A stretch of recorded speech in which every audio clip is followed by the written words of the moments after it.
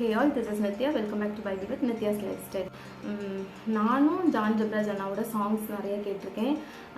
நிறைய பேர் அவங்கள பற்றி வந்து சொன்ன நிறைய வார்த்தைகள் எல்லாம் கேட்டிருக்கேன். இமிட்டேட் பண்ணி போடுவாங்க. ஸோ அது எனக்கு நமக்கு உண்மையா பொய்யா அப்படின்னு தான் தெரியாது.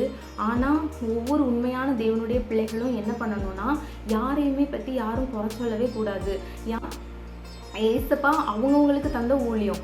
ஒருத்தன் வந்து கஷ்டத்தினால ஆண்டவரை வந்து மகிமைப்படுத்துறான், இன்னொருத்தையும் ஆண்டவரை தூஷித்து மகிமைப்படுத்துறான். நிறைய பேர் தூஷிக்கிறாங்க, என்ன இந்த ஏசப்பா யாரு, இப்படி பண்றாரு அப்படி பண்றாரு. ஆனா நமக்கு தெரியும் தேவன் யாரு, எவ்வளவு உண்மையான தெய்வம் அப்படின்னு தெரியும். அதே தான் அந்த அண்ணாக்கும் தெரியும், அந்த தெய்வம் வந்து எவ்வளோ உண்மையான தெய்வம், நம்ம அவருக்கு எப்படி இருந்திருக்கோன்னு. ஆனால் இன்னைக்கு அந்த தெய்வத்தோட பேரை வச்சுட்டு இவரை ஏதாவது பிரச்சனை பண்ணிடலாம், இந்த ஏதாவது ஒரு விஷயத்துல நம்ம பண்ணி வேணா மாட்டி விட்டுறலாம் அப்படின்னு ஆனால் ஆண்டவருடைய பிள்ளையில ஒரு நாள் அவர் கைவிட மாட்டாரு. ஆண்டவருடைய நாமம் வந்து அதுல எந்த ஒரு இதுலனாலும் மகிமைப்படதான் போகுது.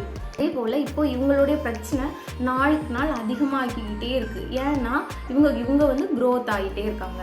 சரி, நமக்குன்னு ஒரு ஊழியம், ஆண்டவர் நமக்கு தந்த அழைப்பு அப்படின்னு சொல்லிட்டு இவங்க என்ன செய்யறாங்கன்னா ஒரு பாத்தில் போய்கிட்டே இருக்காங்க. அதனால அவங்களோட ஒரு சிச்சுவேஷன் வந்துட்டு உயர்ந்துகிட்டே இருக்குது. இதை பார்க்குறவங்களுக்கு அநேக பொறாமைகள் இருக்கும். இதுல இருந்து ஒரு எழுப்புதலை ஆண்டவர் வந்து கட்டளையிட போறாங்க அப்படிங்கிறது வந்துட்டு ஆண்டவர் உணர்த்திக்கிட்டே இருக்காங்க. ஸோ இன்னும் அநேக தேவனுடைய பிள்ளைகள் இருந்துச்சுன்னா பயப்படக்கூடாது, ஜெபிக்கணும். இப்போ அவர் தப்பு செஞ்சாருன்னு அவர் மனசாட்சிக்கு தெரியுதா, அவர் ஜெபிப்பார். ஆண்டவருக்கும் அவருக்குள்ள ஒரு கனெக்ஷன் இருக்கும். ஜெயிலுக்கு போயிட்டாரா, அங்க போய் ஆண்டவருக்காக ஊழியம் பண்ணுவாங்க. அநேக பேர் இருக்காங்க. தனக்கு வரது தானங்க இது, அநேக வாலிபர்களுக்குள்ளேயும் இது நடக்கும். எழுப்புதலின் காலம் வரும்போது அநேக உண்மையான பிள்ளைகளை வந்து சத்துரு வந்து கஷ்டப்படுத்தலாம். ஸோ நாம என்ன பண்ணணும்னா இதுக்காக ஜெபிக்கணும். இது ஒரு எழுப்புதலின் காலம். மாம்சத்தோடும் ரத்தத்தோடும் நமக்கு போராட்டங்கள் இல்லை, ஆவிகளோடும் துரைத்தனங்களோடும் வானமண்டலத்தோட பொல்லாத ஆவிகளோட தான் நமக்கு என்ன பண்ணிருக்கு, போராட்டங்கள் இருக்கு. நமக்கு ஒரு கடமை இருக்கு, அவங்களுக்காக நாம ஜெபிப்போம்.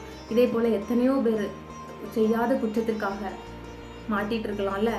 ஸோ இன்னைக்கு எத்தனையோ பேர் வீடுகளுக்குள்ள இதே போல ஒரு தப்புமே செஞ்சிருக்க மாட்டோம், ஆனால் நம்மளை எல்லாரும் திட்டுவாங்கல்ல. ஸோ அப்படி இருக்கக்கூடிய நமக்கு தான் அந்த வேதனை தெரியும். யோபு தன் சிநேகிதனுக்காக ஜெபித்த போது தேவன் அவனுடைய சிறையிருப்பை மாற்றினா, அவர்களுக்காகவும் நாம ஜெபிப்போம்.